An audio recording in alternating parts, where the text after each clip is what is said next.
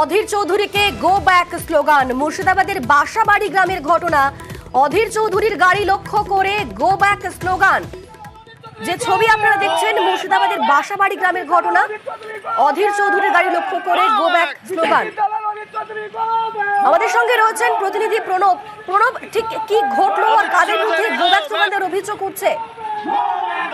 দেখো, আজকে সকালবেলাতে তিনি প্রতিদিনের মতনই আজকে শক্তিপুর এলাকাতে যান, বেশ কয়েকটি গ্রামে যাওয়ার কথা রয়েছে এবং সেই সময়তে যাওয়ার সময় সাটুই চৌধুরীর কাছে বাসাবাড়ি যে রয়েছে সেখানে বেশ একদল যুবক সমান ব্যক্তি তারা কিন্তু অধীর চৌধুরীর গাড়ি দেখে গো ব্যাক স্লোগান দেখাতে থাকে।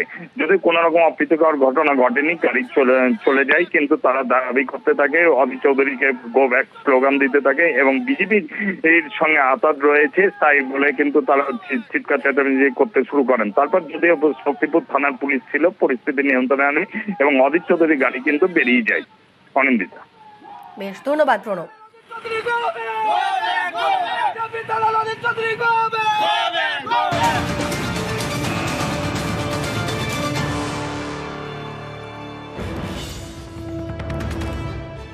দাড়িভিট মামলায় হাইকোর্টে ভার্চুয়াল হাজিরা।